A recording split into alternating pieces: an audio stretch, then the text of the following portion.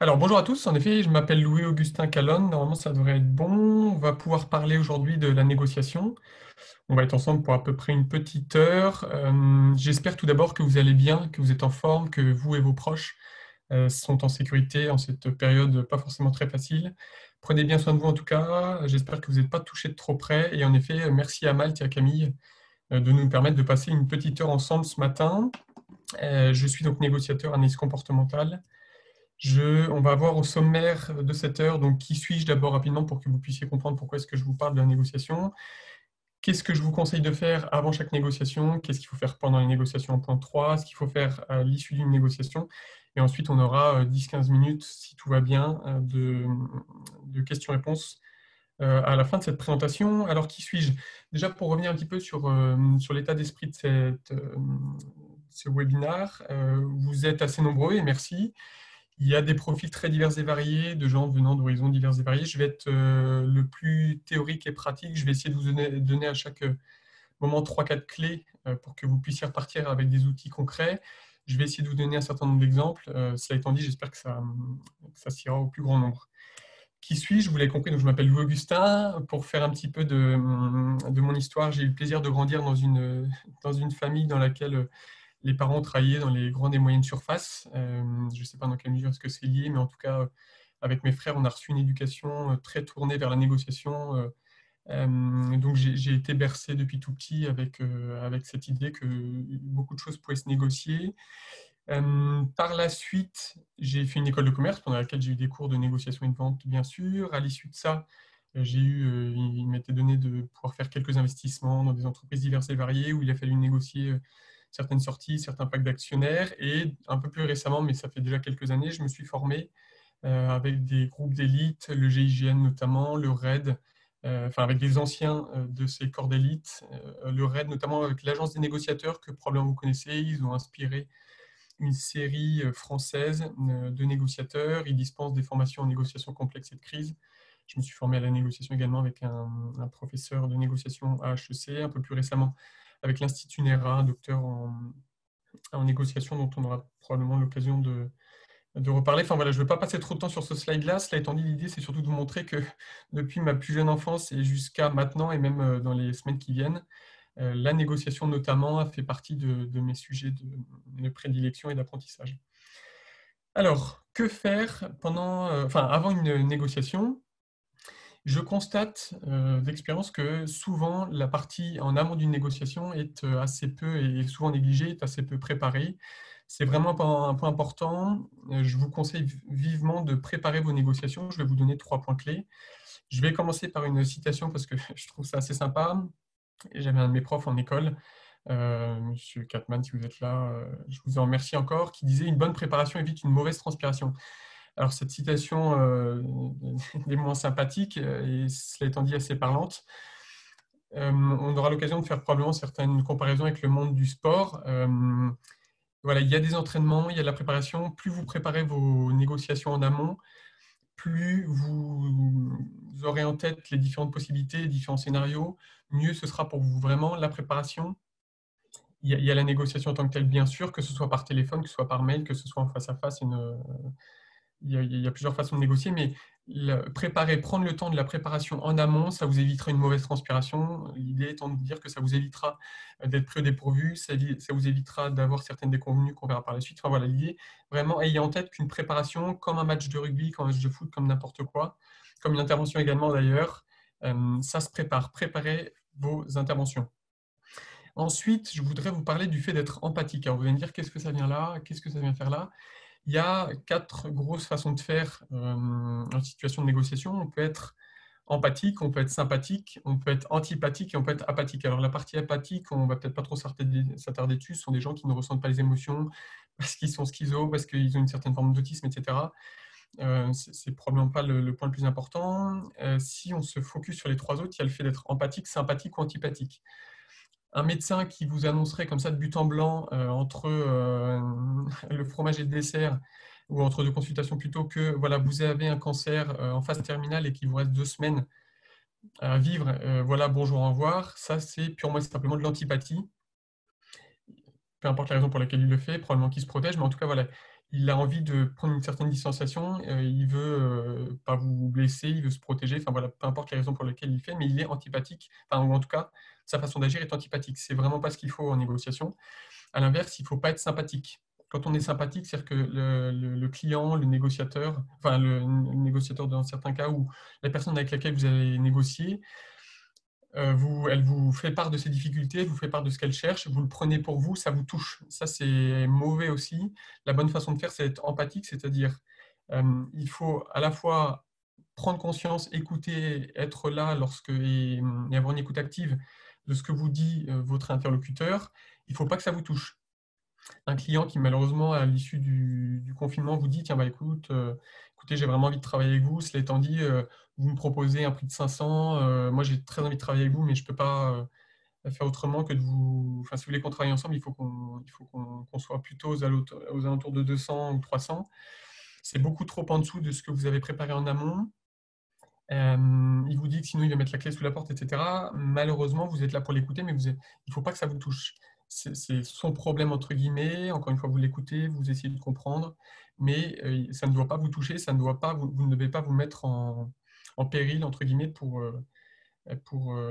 lui. Il faut que vous restiez donc empathique lors de la négociation. Ensuite, dans le cadre de la préparation, prenez une feuille blanche, vous faites ça sur un outil en ligne, peu importe, mais prenez le temps de travailler sur le trio négociable, non négociable, jamais négociable. Vous avez probablement demandé quelle est la différence entre non négociable et jamais négociable.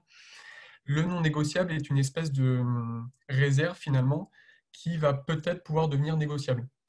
Le négociable, c'est ce que vous êtes prêt à négocier, donc ça peut être votre tarif, le délai de livraison du livrable, les conditions de la mission, est-ce que c'est en télétravail, etc. Enfin voilà, le négociable, c'est tout ce à quoi vous avez envie de discuter, c'est tout ce sur quoi vous êtes prêt à faire des efforts. Le non négociable, dans un premier temps, vous allez le catégoriser comme étant non négociable et si besoin, ça va vous donner une marge de manœuvre pour éventuellement le négocier si ça n'avance pas aussi vite que vous l'aimeriez. Et le jamais négociable, la France, par exemple, ne paye jamais de rançon pour libérer des otages. Ça n'arrive jamais, je viens de le dire, c'est jamais négociable. Donc c'est important de faire ce travail.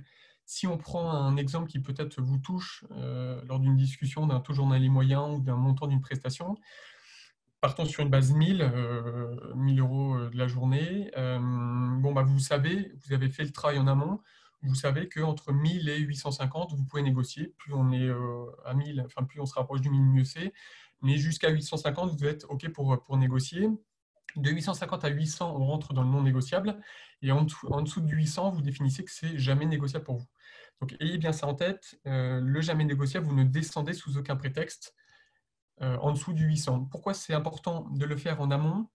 Il peut se passer que lors des négociations en tant que telles, parce que vous avez des émotions, vous êtes un être humain, c'est normal, parce que vous avez des biais cognitifs, votre cerveau vous joue des tours, parce qu'il y a de la pression, parce qu'il y a du stress, parce qu'il y a une envie d'atteindre un objectif, et bien que du coup, enfin voilà, avec ce contexte un peu particulier lors de la négociation, et bien que vous dites oui à 750, alors que ça vous fait perdre de l'argent, alors que c'est pas bon. Donc plus vous préparez ça en amont et plus lors de la négociation en tant que telle, vous ne serez pas impacté et vous garderez à l'esprit l'ensemble de toute la présence d'esprit dont vous avez besoin pour bien négocier. Je vous parlais d'objectifs. Avec ces forces un peu d'élite, il est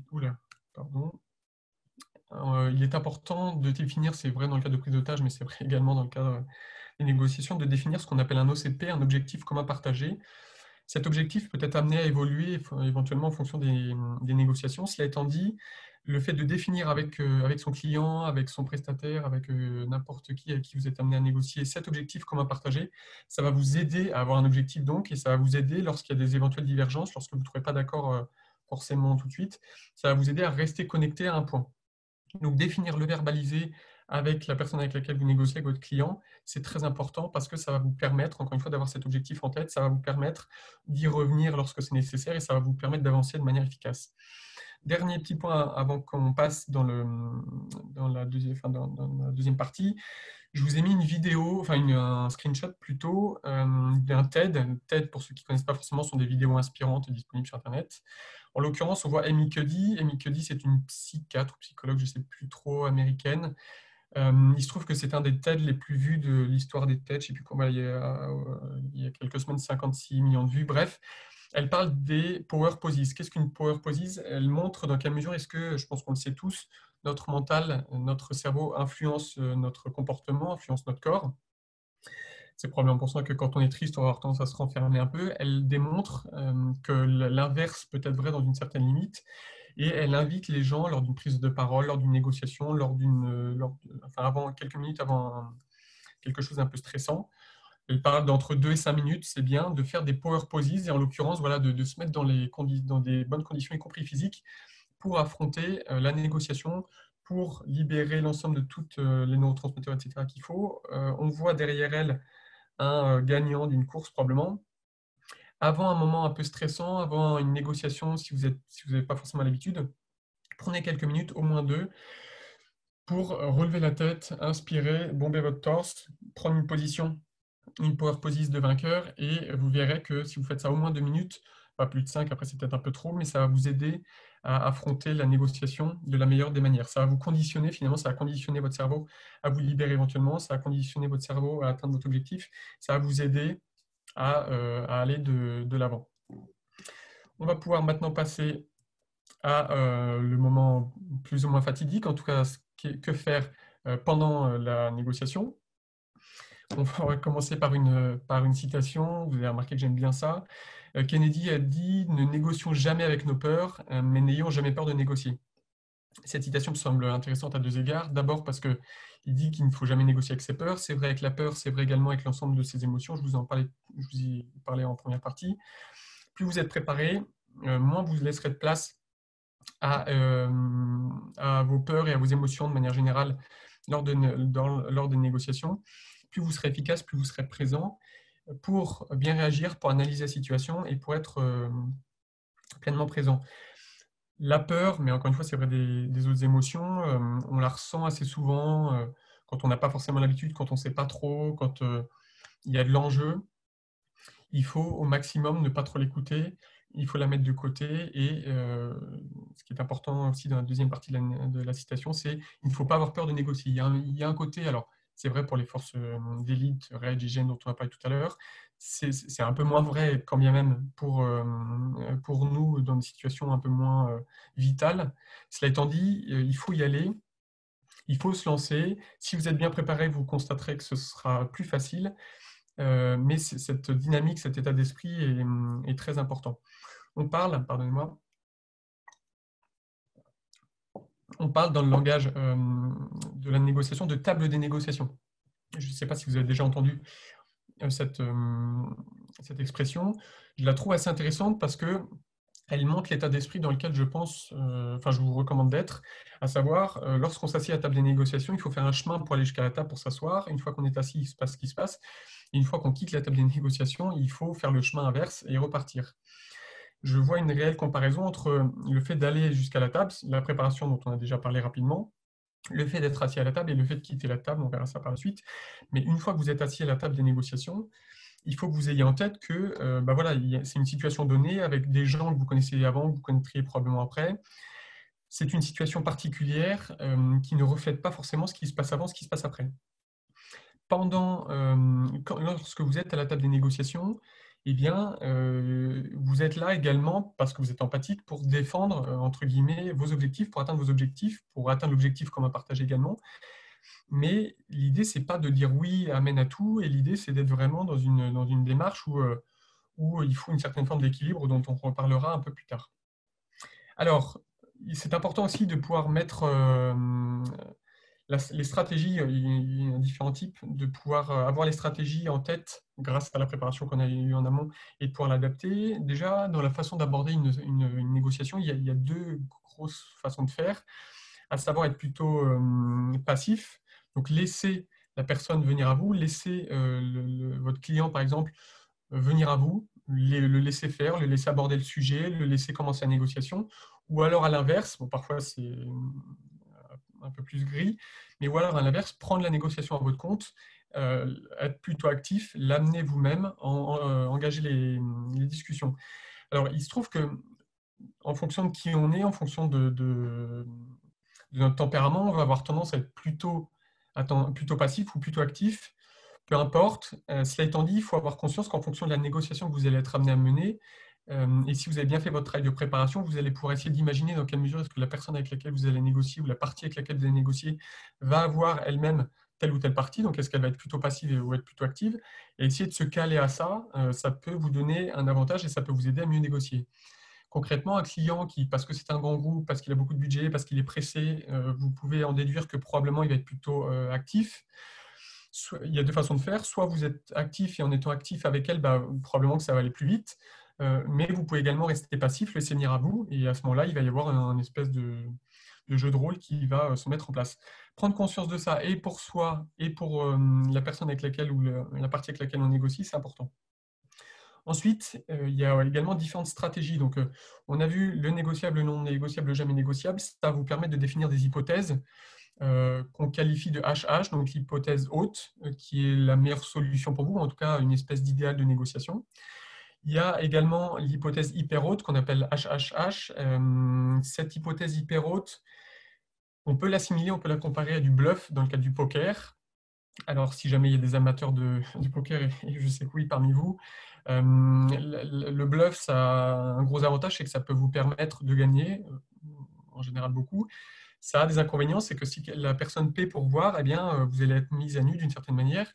Et pour les phases d'après, vous risquez de perdre une certaine forme de crédibilité. Donc, l'hypothèse hyper haute peut être intéressante parfois. On parlait d'un exemple de taux journalier moyen, enfin de vente de votre temps au jour de 1 000 euros. Bon, parce que c'est un client, un nouveau client, parce que vous savez qu'il a du budget, parce que pour tout un tas de raisons, vous dites tiens, au lieu de 1000, cette fois-ci, je vais essayer 1500 ou au lieu de 500, 700, enfin peu importe le montant, c'est juste une base. Eh bien, vous pouvez essayer, mais il faut que vous soyez en capacité de perdre. Ce qui va se passer, c'est que la personne, le client, peut-être qu'il ne rompra pas la discussion avec vous, mais peut-être qu'in fine, c'est ce qui va se passer. C'est-à-dire que le client va peut-être se dire, tiens, je sais qu'il est à 1000, là, il me propose 1200, bon, ok, il a l'air sympa, c'est compétent. Je ne vais pas forcément lui dire, mais moi, je reste à 1000, donc je ne lui donne pas trop de nouvelles. Et puis, bon, tant pis, du coup, le deal ne se fait pas. Ça peut arriver. Donc, il faut avoir ça en tête. Il y a également l'hypothèse basse. L'hypothèse basse, c'est donc l'ensemble dès lors qu'on commence à appuyer un peu dans l'ensemble des points non négociables, ça va vous donner une hypothèse plutôt basse qui va vous permettre d'arriver à un consensus, mais bon, dans des termes qui sont plutôt en votre défaveur, je ne sais pas si c'est le terme, mais qui sont plutôt dans la fourchette basse de ce à quoi vous attendiez. Et il y a aussi l'hypothèse de repli. Vous arrivez au fond de l'hypothèse basse, ou alors les négociations sont en train de se tendre un peu sur le modèle militaire, et bien vous repliez, vous quittez provisoirement la table des négociations, vous prenez un peu de temps, vous prenez un peu l'air pardon, pour prendre un peu de recul, pour réfléchir à tout ça, et revenir le mieux préparé, avec en tête tout un tas de choses plutôt positives. Donc, quand on est à la table des négociations, grâce au travail fait au préalable, on a en tête tout un tas de scénarios. Si, pour une raison ou pour une autre, il est amené une carte qu'on ne connaît pas, il est amené une donnée qu'on ne maîtrise pas, qu'on n'est pas en tête et qui pourrait être amené à rebattre un peu les cartes de la négociation, ayez le courage, n'ayez pas peur de vous retirer un petit peu, d'y réfléchir et de éventuellement revenir à la négociation. C'est vrai en physique, c'est vrai également au téléphone.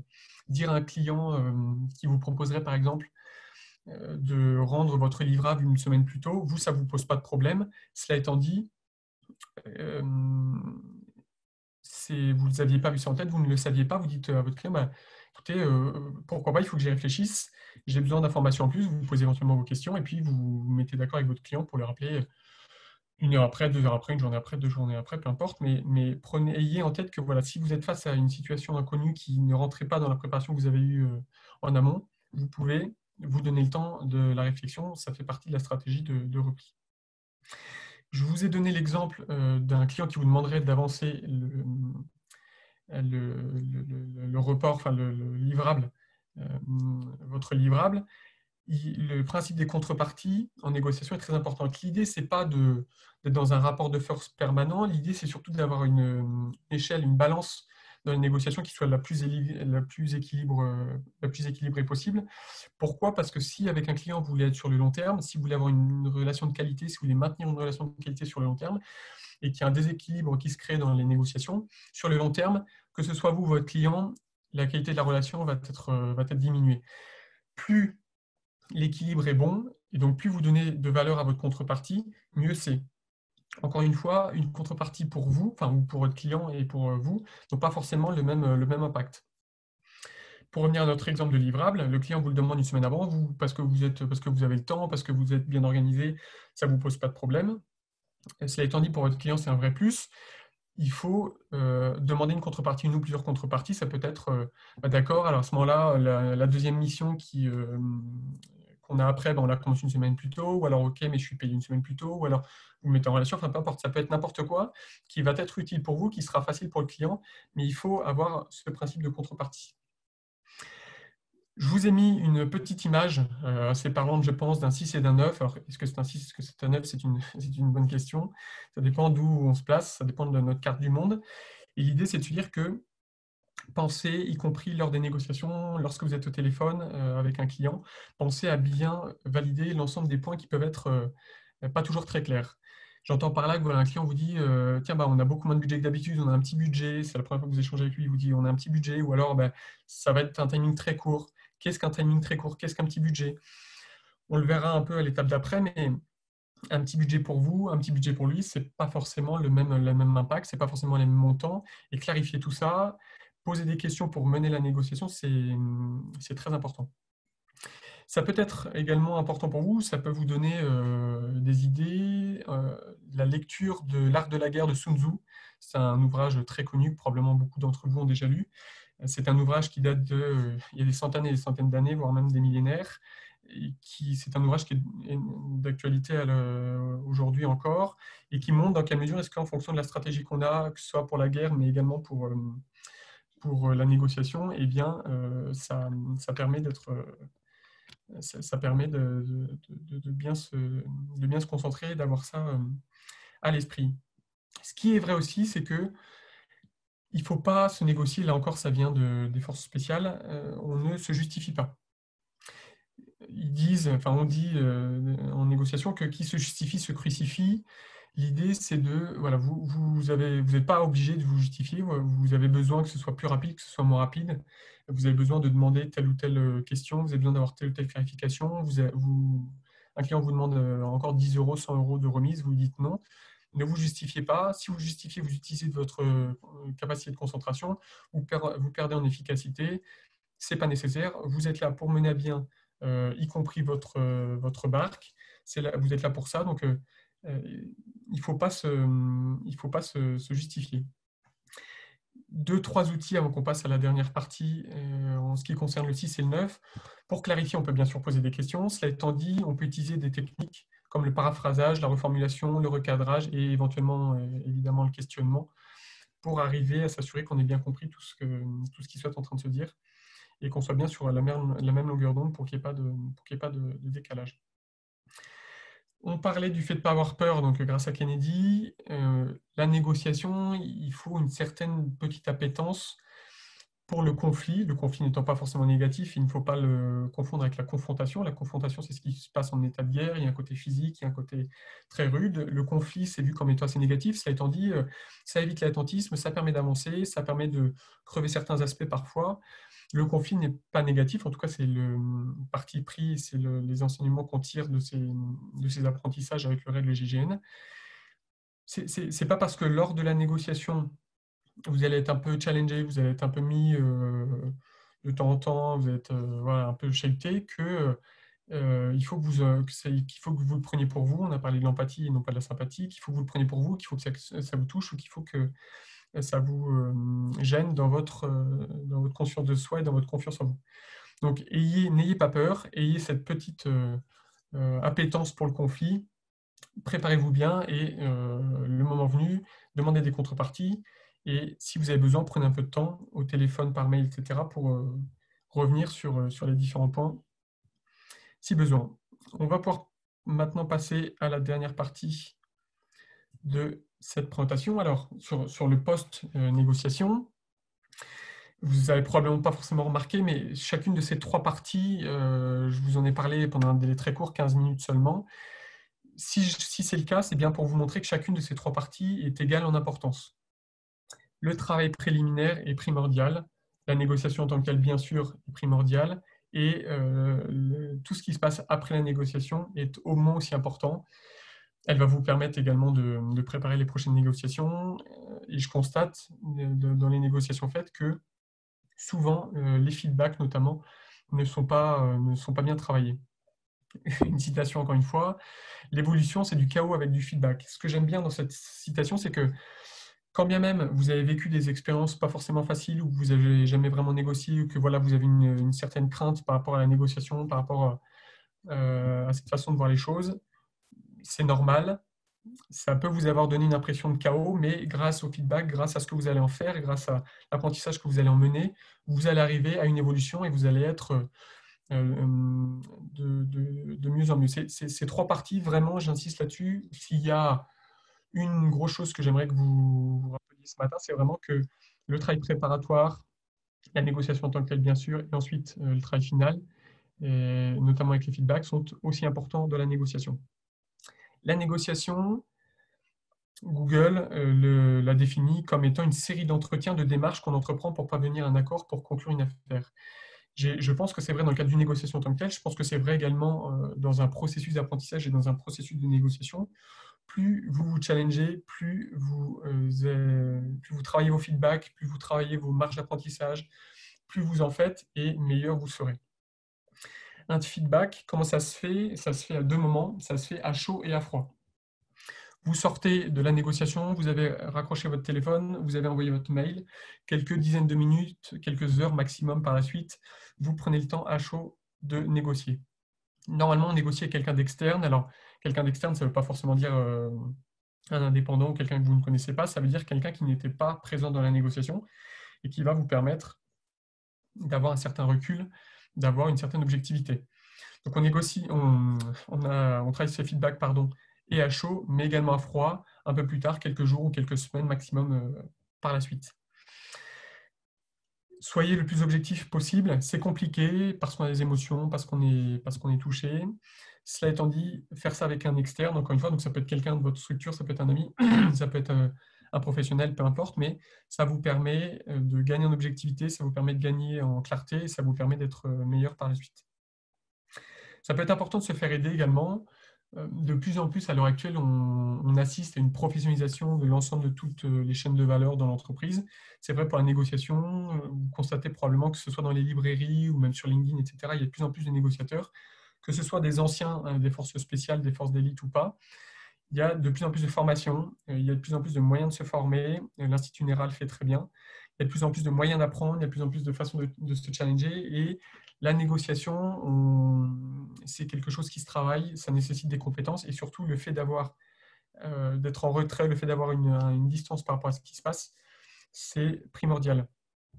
Il y a un de mes clients avec lesquels on a travaillé qui est une société de négoce internationale donc j'ai échangé avec le patron de cette structure qui lui-même était en litige avec un de ses clients, un de ses plus gros clients en Afrique. Il se trouve que ce gros client en Afrique faisait preuve clairement de mauvaise foi. Mon client en France avait avait des envies, était complètement touché du coup par rapport à ça. En termes d'émotion, c'était pas très bon. Du coup, il n'avait pas le recul nécessaire et du coup, il avait des envies de meurtre. C'est une image bien sûr. Sur son client, ça m'amène à vous dire deux points. Peut-être que vous serez amené à faire appel, ou à être confronté à des situations où la personne fait preuve de mauvaise foi, sauf si vous êtes en capacité, sauf si vous n'avez pas envie de travailler avec ce client, mais sinon, il est préférable de ne pas faire perdre la face à quelqu'un qui fait preuve de mauvaise foi. Donc, il faut ne pas trop l'écouter, il faut lui faire comprendre qu'éventuellement, on comprend que ce qu'il nous dit, ça ne nous touche pas, mais il faut lui laisser une porte de sortie, il ne faut pas lui mettre le nez dans ses contradictions, parce que ça va bloquer la communication, parce que ça risque de fermer un peu tout. Si vous êtes, et ça arrive malheureusement assez souvent, face à quelqu'un qui fait preuve de mauvaise foi, encore une fois, gardez-le à distance, laissez-lui une porte de sortie par rapport à ce point-là et n'allez pas à la confrontation avec lui. Pour revenir sur mon exemple de société de négoce qui avait une problématique avec un client, il y avait beaucoup d'argent en jeu. Pourquoi est-ce que se faire aider d'un professionnel peut être important également? C'est parce que on dit en négociation qu'un décideur est un mauvais négociateur. L'ADN notamment dit même, d'ailleurs, l'agence des négociateurs dit même qu'un décideur est toujours un mauvais négociateur. On l'a vu tout à l'heure, parce qu'il y a des émotions, parce que dès lors qu'on est décideur, on est touché. L'exemple dont je vous parlais de mon client, ça l'empêchait presque de dormir. Il n'était pas en capacité d'avoir ce retour. Son client à lui, lorsqu'ils échangeaient, lui mettait des pressions un peu psychologiques qui, moi, lorsqu'on a négocié ensemble, ne me touchaient pas du tout. J'avais ce retour, enfin cette distance, j'avais cette capacité de retour pour ne pas être touché. Et donc, ça m'a permis, puisqu'en plus il y avait de l'argent en jeu, d'arriver à avoir d'arriver à un objectif qu'on avait défini ensemble. Et ça m'a permis de l'aider à atteindre ses objectifs. J'ai un autre exemple d'une start-up qui s'appelle Petit en l'occurrence, et qui, quand bien même ils ont une capacité à discuter, à mettre en place de la prise de parole en public, à aider les gens dans les messages qu'ils communiquent, ce sont des gens passionnés, donc ils ont une aisance relationnelle forte, et pourtant, ça n'a pas de lien avec la négociation. On peut être très à l'aise dans la discussion, on peut être très à l'aise dans la vente et être très mauvais vendeur. Tout ça sont des choses très différentes. Les vendeurs sont des gens qui parlent beaucoup, le négociateur parle beaucoup moins. Le vendeur a quelque chose à vendre alors que le négociateur doit trouver un arrangement entre deux parties. C'est gagnant-gagnant entre guillemets. Moi, j'aime pas trop cette façon de voir la chose, mais c'est équilibré. Puis l'idée, c'est que voilà, il y a une contrepartie.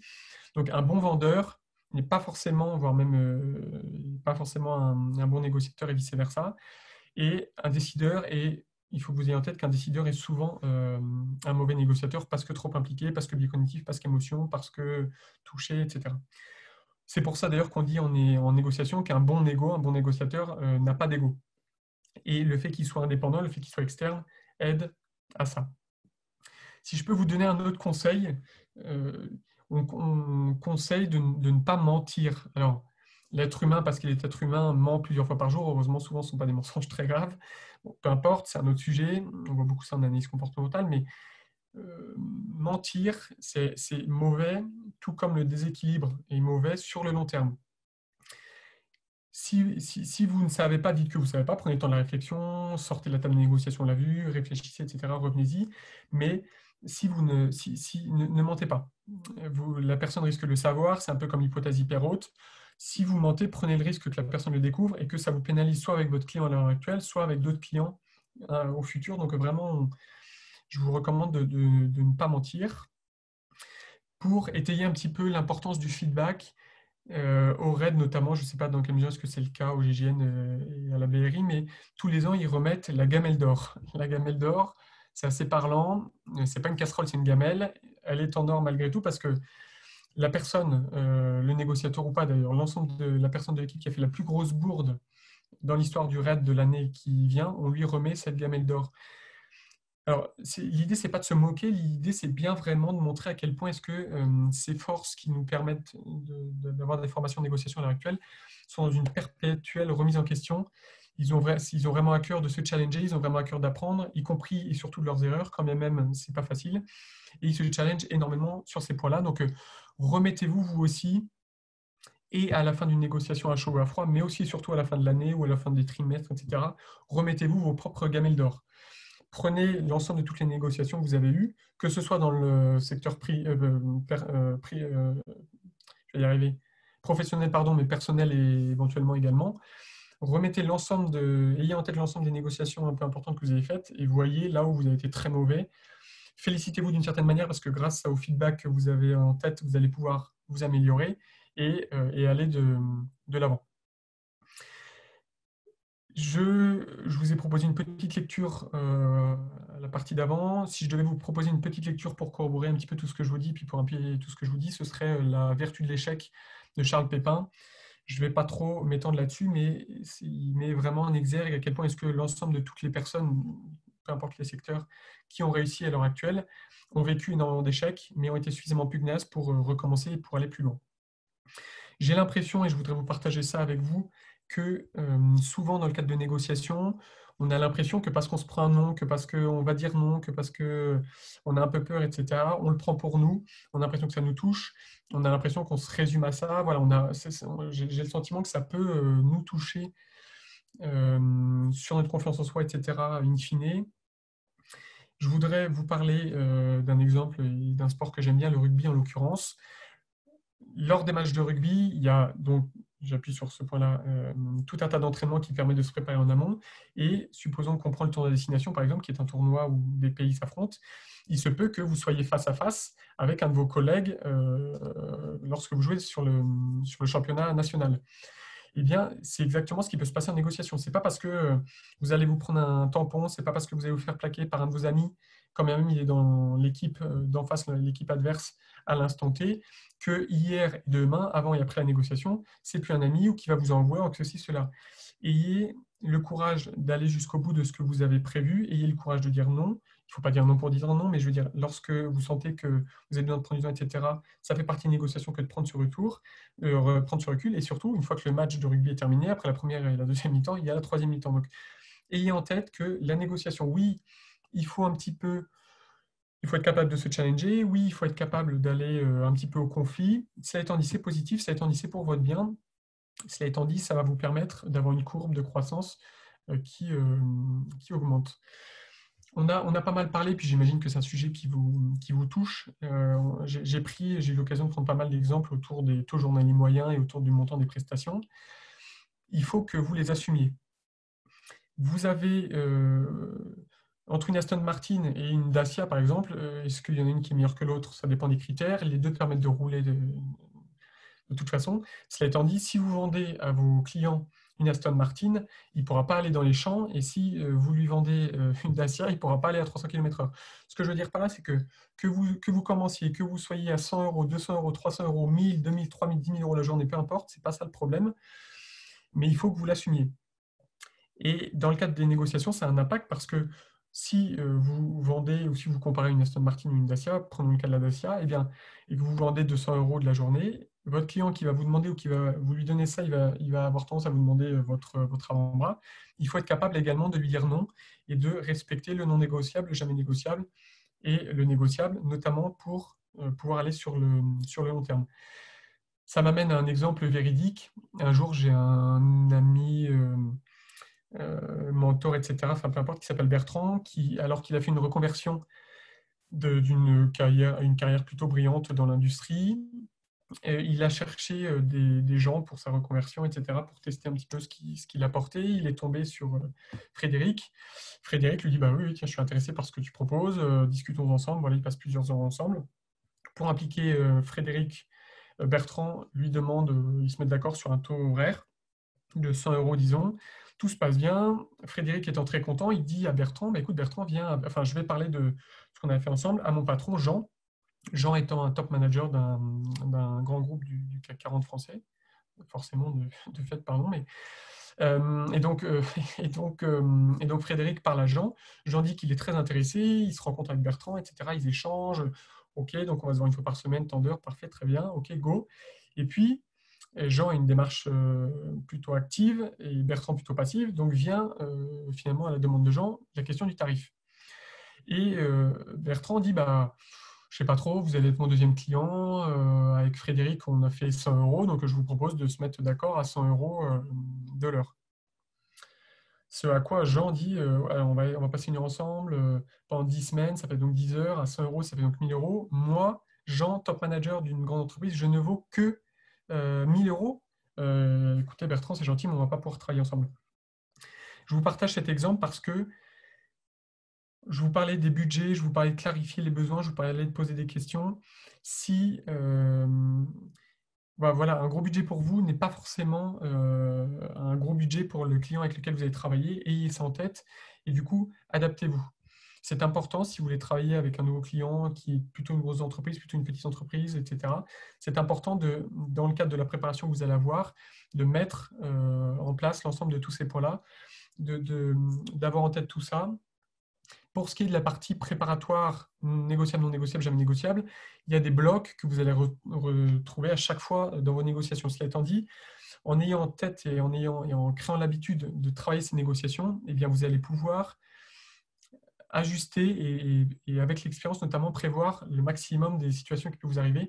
Vous allez être plus efficace et vous allez gagner en authenticité, en efficacité et en objectivité. Vous allez avoir des résultats qui vont s'améliorer.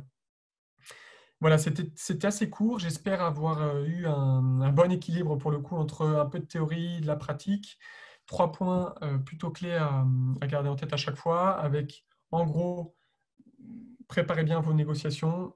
Pendant les négociations, soyez en mesure de prendre du recul, etc. Et de manière aussi importante, le débriefing. Je crois qu'il nous reste à peu près une dizaine de minutes. Je suis tout disponible pour pouvoir répondre à vos questions.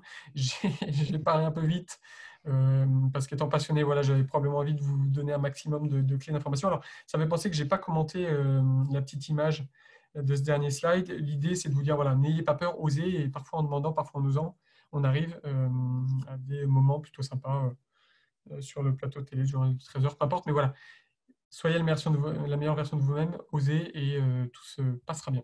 Je le souhaite. Merci en tout cas pour votre écoute. Vous avez été plusieurs centaines, c'est dingue. Merci de votre présence. Prenez soin de vous et puis je suis disponible pour vos questions. Merci Lou Augustin. Ouais, je pense qu'il y a pas mal de Bien. questions. Donc, allez, n'hésitez pas à écrire vos questions dans la partie conversée. J'ai vu pendant que tu parlais qu'il y a plusieurs personnes qui ont demandé à ce que tu éclaircisses un peu la différence, tu sais, entre non négociable et jamais négociable.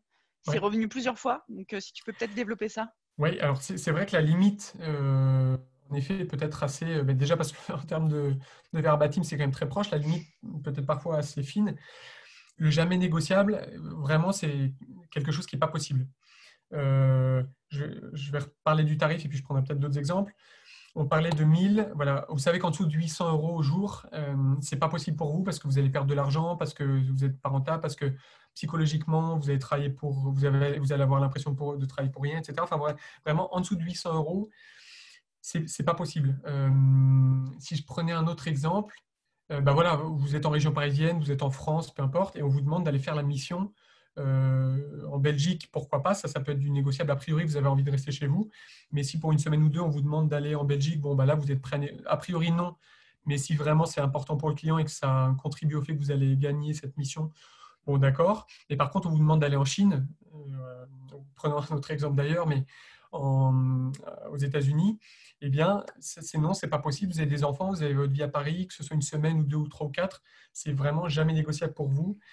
Si quelqu'un vous demande d'aller travailler quelques jours ou quelques semaines dans une zone géographique que vous avez définie comme étant jamais négociable, de base, c'est pas possible et vous n'arriverez pas à un accord et donc ça ne sert à rien de négocier avec ce prestataire. Le non négociable peut devenir du négociable, mais l'idée c'est d'avoir une marge de manœuvre, c'est d'avoir une réserve et le jamais négociable ne l'est jamais et il n'y a rien à faire. De toute façon, vous ne rentrerez pas dedans. J'espère que c'est un peu plus clair. Ouais, n'hésitez pas à mettre dans le chat. Voilà, je pense qu'il y a des personnes qui ont trouvé ça plus clair. Il y avait des questions aussi pour si tu pouvais donner des exemples, tu sais, sur les OCP. Oui, Ouais. alors c'est une bonne question parce qu'en effet, ça semble à la fois évident et en même temps, ça ne l'est pas forcément toujours. L'OCP, donc l'objectif commun partagé, on peut se dire de manière assez évidente que bah, pour un client qui vous sollicite pour le lancement d'un site internet, par exemple, eh ben, on peut avoir en tête que pour le client, l'objectif commun partagé, ça va être le lancement le lancement de ce site internet, alors que pas forcément. Peut-être que l'objectif commun partagé, c'est pour ça qu'il faut pouvoir poser des questions. Pour le client, ça va être même s'il n'y a pas d'aboutissement, ça va être de dépenser du budget avant la fin de l'année. Ça peut être de montrer aux actionnaires, je dis n'importe quoi, qu'il y a une démarche qui est qui est mise en œuvre. Clarifier ce point-là, c'est très important parce que ça peut créer, sinon je vous parlais, on voyait le 6 et le 9 tout à l'heure, eh bien, si l'objectif commun n'est pas partagé, eh bien, il peut y avoir un décalage, des ruptures de compréhension, et vous pouvez travailler dans un sens qui n'est pas forcément celui de votre client, et vous pouvez avoir des ruptures de compréhension qui peuvent amener à des problématiques diverses et variées. Définir l'objectif commun partagé, heureusement, souvent il est évident, il faut le valider avec vos clients. C'est vraiment une espèce de clé de voûte finalement de la négociation et des échanges. Euh, Qu'est-ce que je pourrais ajouter à ça? Enfin, je sais que moi, dans le cadre des négociations, d'analyse comportementale, etc., peu importe, vraiment, je prends le temps en amont de dire, tiens, j'ai l'impression, ou alors j'ai l'impression que notre objectif commun partagé, je le cite d'ailleurs, mais les gens parfois font pas forcément attention, c'est ceci, cela, et je leur demande de valider. Parfois oui, parfois non, et quand même ils me disent oui, j'essaie de valider, parce qu'encore une fois, si on vous demande de faire un site internet, ou si on vous prend une mission pour ce que vous faites, du business développement, etc., du développement, peu importe, eh bien, peut-être qu'il y a des lignes cachées qu'il faut que vous ayez en tête pour être le plus efficace possible. qui sont importantes et c'est le but de l'objectif commun partagé. J'espère que c'est plus clair. Moi, ça me semble très clair. Merci Camille. Je te le dis. Donc, précisez dans la conversation si vous avez des questions là-dessus. Mais ça me semble clair. En fait, tu conseilles aussi de l'éclaircir au début pour pouvoir négocier derrière à partir de cet objectif en disant si on veut atteindre cet objectif, il faut qu'on se mette d'accord. C'est ça en fait, parce que j'ai vu passer des questions. Exactement, parce que j'ai un exemple qui me vient en tête. Avec votre client, vous êtes à Paris, il est à Strasbourg et que vous avez envie de vous retrouver à Lyon. Et ben, Lyon, c'est quand même grand. Est-ce que c'est Lyon-Centre? Est-ce que, enfin, voilà, définir clairement quelle partie de Lyon, où est-ce que vous voulez vous retrouver? Est-ce qu'il faut passer par l'autoroute ou par les petits chemins? Est-ce qu'il y a enfin, le fait de savoir que vous les retrouvez, je ne connais pas bien Lyon, mais à tel point de Lyon, ça va vous permettre ensuite d'être sûr de se retrouver au bon endroit, de minimiser les incompréhensions avec votre client, et ensuite, de là, en termes de budget, en termes de roadmap, en termes de tout un tas de choses, d'affiner tout ce qui va avec. Pardon. Il y a pas mal de questions aussi que je vais résumer, donc je ne sais pas si tu pourras répondre. C'est en fait en cas de situation un peu particulière, si on est face à quelqu'un ou qui n'entend pas les arguments, qui justement laisse beaucoup parler son émotion. J'ai eu pas mal de questions dans ce sens. Est-ce que là, tu as des conseils? Est-ce qu'il y a vraiment des conseils dans ces situations? Ouais, alors c'est un sujet qui m'intéresse plutôt sur la partie analyse comportementale, mais en effet, ça va être l'occasion de discuter un peu. L'être humain est plutôt profondément émotionnel, notamment les émotions, entre autres, dirigent assez souvent nos prises de décision. Et en effet, les gens vont souvent les exprimer. Alors, nier les émotions de l'interlocuteur avec lequel vous êtes en train d'échanger, ce n'est pas un bon point, ce n'est pas une bonne chose parce que ça va créer une rupture, parce qu'il ne va pas être compris, parce que ça peut créer des problématiques. Donc, dans le cadre de l'écoute active, on n'en a pas parlé, mais l'écoute active, c'est forcément important également. Dans le cadre de l'écoute active, écoutez ce que vous dit votre client. S'il vous dit qu'il est en colère, ceci, cela, écoutez-le, entendez-le. Ça vous met en colère. Si ça vous met vous-même en colère, c'est que vous êtes dans un état sympathique et non pas empathique. Donc ça, je reviens un petit peu au premier point. Et surtout, ayez le courage de dire j'ai l'impression que vous êtes en colère, donc déjà nommez-le. Le fait de nommer l'émotion que l'interlocuteur avec lequel vous êtes en train d'échanger ressent, souvent ça aide à recadrer un peu les choses. Parfois, lui, quand on est en colère, on a l'impression de ne pas forcément que ce soit le cas. C'est pour ça que je dis, il ne faut pas dire à la personne ne te mets pas en colère. Parce que là, on pointe cette émotion, on pointe de manière négative une émotion qui en plus qui peut être perçue comme étant plutôt négative. Et là, en effet, ça met plutôt le feu aux poudres. Ça étant dit, la nommer, j'ai l'impression qu'il y a de la colère, ou j'ai l'impression que tu es en colère, ou j'ai l'impression que vous êtes en colère, peu importe. Prenons peut-être le temps, mettons fin à cet appel, mettons fin à ce moment, prenons le temps pour aller réfléchir un peu, pour aller prendre l'air, etc. Voilà. Distancez-vous, le temps que tout redescende, et revenez un peu plus tard. C'est important. La communication, c'est pour les émotions, mais en effet, parfois, il peut y avoir des incompréhensions dues au fait qu'on ne communique pas sur les mêmes canaux de communication. On a des communications qui tournent autour de nos émotions. Il y a des gens qui sont plutôt visuels, plutôt auditifs, plutôt kinesthésiques, etc. Être en capacité de voir dans quelle mesure est-ce que l'interlocuteur avec lequel vous êtes en train d'échanger est plutôt visuel et que vous êtes plutôt auditif, ça permet de mettre en exergue le décalage et éventuellement de le lier. Bon, là, c'est un peu plus... on rentre un peu plus dans le détail. Avoir ça en tête, ça peut être utile, mais pour répondre à la question, j'espère le plus pratiquement possible, nommez-la sans l'accuser, cette émotion, et proposez de prendre du recul, proposez de vous retirer provisoirement de la table de négociation, proposez de vous rappeler plus tard si c'est par téléphone, proposez de prendre l'air s'il y a besoin. Enfin, en tout cas, ne rentrez pas dans le jeu, ne devenez pas sympathique et ne rentrez pas dans le jeu de la colère ou de la tristesse ou de la joie d'ailleurs également. Si c'est ce vers quoi votre interlocuteur essaie de vous emmener malgré lui. Ok, très bien, merci beaucoup. Alors, je pense qu'on va prendre deux questions et après, on va arrêter. Alors, on va... une première question, peut-être... Alors, la première question, ce sera un peu éclaircir la partie feedback suite à une négociation. C'est vrai que c'est quelque chose peut-être qu'on ne fait pas assez. Et ensuite, pour finir, on te demandera peut-être de nous... Il y a eu pas mal de questions sur d'autres conseils de lecture ou de support culturel pour s'inspirer. Donc, voilà, je te laisse conclure sur ces deux questions. Alors sur la partie feedback, merci Camille, ça m'amène à penser qu'en effet j'ai peut-être un peu trop orienté le feedback dans le cas où les négociations se passent mal, y compris si la négociation se passe bien, le feedback est important. Je vais revenir à une comparaison que j'ai faite à plusieurs reprises au sujet du sport. Je sais que c'est vrai pour le rugby, puis j'imagine pour le foot et puis pour plein d'autres sports collectifs ou même particuliers d'ailleurs. Les sportifs, après une compétition, après avoir gagné ou perdu un match, peu importe, regardent à nouveau le match et débriefing, et débrief. Débrief, c'est-à-dire, tiens, bah, à tel moment, mon interlocuteur m'a dit ceci, je l'ai mal pris, je sens que je suis devenu plutôt sympathique. Pourquoi? Comment faire à l'avenir pour que ça ne se reproduise pas? Ou alors, je sais que, tiens, à tel moment, mon interlocuteur m'a amené une nouvelle carte que je n'avais pas prévue, qui m'a un peu déstabilisé, que j'étais en capacité de demander une pause, de prendre du recul, de sortir de la table de négociation. Je suis content de moi, je le note pour garder ça en tête. L'idée, c'est vraiment alors, à chaud, c'est un peu différent parce qu'à chaud, je pense qu'on laisse plutôt parler nos tripes et on sait, bah tiens, ça m'a agacé, ça, je suis hyper content, je le sens bien, je le sens pas bien. Et l'idée, c'est d'essayer de nommer un peu tout ça, de le noter pour pouvoir y revenir plus tard.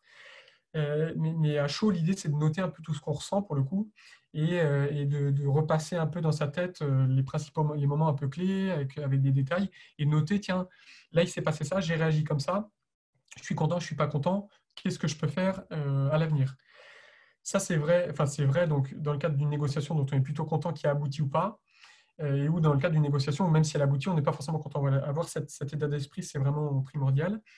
À chaud, c'est plutôt comme ça que ça va se passer. Et à froid, donc quelques heures ou jours plus tard, l'idée, ça va être de dire, ben, on se remet dans la situation et on note encore, tiens, ben, sans forcément prendre les notes, ou en tout cas pas tout de suite qu'on a pris à chaud, on se dit, tiens, j'ai souvenir qu'à tel moment j'ai fait ceci, cela. En fait, vraiment, ça c'était génial, je ne l'avais jamais fait avant. C'est un bon conseil que j'ai eu, enfin, c'est une bonne chose que j'ai mise en place, j'ai envie de le garder, donc je le note. Et la prochaine fois, quand j'aurai une autre négociation, dans le cadre de la préparation de mon autre négociation, en revenant à mes notes que je suis en train de prendre là, eh bien, j'aurai en tête que j'ai fait ceci à cette négociation d'aujourd'hui, et du coup, il faut que je le refasse la prochaine fois. Donc en fait, le feedback, c'est un peu comme dans le monde du sport, quel qu'il soit, vous regardez le match a posteriori, telle action, elle a été géniale, et elle a été géniale parce que un tel m'a fait une passe, parce que j'ai couru suffisamment vite, parce que j'étais bien placé, parce que j'avais enfin, voilà, tout ce qui est imaginable. Et quelques minutes ou quelques secondes après, à l'inverse, là, on s'est pris un essai, là, on s'est pris un but, là, on a perdu parce que tiens, lui n'était pas bien placé, parce que moi, j'ai pas su dire non, parce que moi, j'ai pas su garder mon précaré, parce que j'ai négocié du jamais négociable, et j'en prends note avec du rouge ou du blanc parce que c'est bien, c'est pas bien. Et encore une fois, l'idée, c'est que ça me serve dans le futur. J'espère que c'est plus clair pour ce qui est de lecture etc. Alors, c'est assez déroutant pour moi parce que voilà, je ne sais pas trop qui j'ai en face de moi, et, enfin, sauf certains. Et donc, je ne sais pas trop quel est votre niveau d'appétence, de connaissance par rapport à la négociation. Je vous ai parlé de deux ouvrages, mais qui ne sont pas forcément liés avec la négociation en soi, mais plutôt avec l'état d'esprit. Si je devais vous recommander des ouvrages en lien avec les négociations, ADN Group, donc l'agence des négociateurs avec laquelle je me suis formé, dont je vous ai parlé tout à l'heure. En l'occurrence, Laurent Combalbert et Marwan Méry ont écrit énormément de livres sur la négociation complexe, la négociation de crise, les différents profils avec lesquels on peut être amené à échanger. Ils ont également écrit une espèce de bible de la négociation qui s'appelle Le Négociateur, qui est quelque chose de très épais dans lequel il y a énormément de cas et de façons de fonctionner. Donc ça peut être un très bon outil. Ils ont également un livre qui part d'une 12 négociations, si je ne m'abuse, qu'ils ont vécues et qui débriefent justement, posteriori. Ils expliquent ce qui s'est passé, ils expliquent comment ça s'est passé, et à l'issue de ces 12, enfin, après chaque exemple de négociation, ils débriefent avec le lecteur les négociations. Ça peut être assez pratique. Et si la négociation, c'est quelque chose, ce que je vous recommande de pousser et pour lequel vous avez envie de consacrer un peu de temps, il y a un institut qui s'appelle l'Institut NERA, NERA, qui dispense à l'heure actuelle une formation sur plusieurs jours avec énormément d'experts. Ils sont plus d'une dizaine d'experts sur différentes problématiques non verbales, négociations, etc. Il y a une promotion en plus à l'heure actuelle pour quelques centaines d'euros, et de manière très concrète, très pratique, et surtout avec beaucoup d'exercices, vous aurez l'occasion de pousser la négociation et de devenir un meilleur négociateur, en plus de l'expérience que vous pourrez acquérir. J'espère que c'est plus clair. Bah écoute, super, super, merci beaucoup. Ce qu'on va faire, c'est dans l'email automatique qui vous sera envoyé par Zoom, je mettrai ces petites références là que tu as Ouais. citées. Comme Mhm. ça, c'est plus simple parce que tout le monde demande les infos. Je vais C'est juste disponible, bien sûr, récupérer. hein, si vous... Ouais, pardon. Vas-y, pardon. Non, mais d'ailleurs, encore une fois, parce que je ne l'ai pas bien fait, un grand merci à tous. J'espère que vous avez passé un au moins aussi bon moment que moi. Et en effet, bien sûr, que ce soit dans l'email ou s'il y a d'autres questions, d'autres interrogations, je reste disponible avec plaisir. Et merci à Malte également pour ce moment. Vous retrouverez évidemment cette vidéo en replay sur le site de Malte Academy. Donc vous avez le lien ici, donc n'hésitez pas. Si vous voulez devenir speaker ou quoi, pareil, n'hésitez pas à aller sur le site. Et voilà, donc vous recevrez un email automatique avec les références dont a parlé Louis-Augustin. Et je pense que ça va être tout pour aujourd'hui. Merci beaucoup Louis-Augustin, c'était top. Ah, Euh, merci à C'était toi. très dense, tu as réussi à couvrir plein de sujets en peu de temps. Félicitations. C'est Et un exercice compliqué, oui. ouais. Merci, merci tout le monde. Passez une très bonne journée et prenez soin de vous. Exactement. Prenez soin de vous et un grand merci Camille et Malte.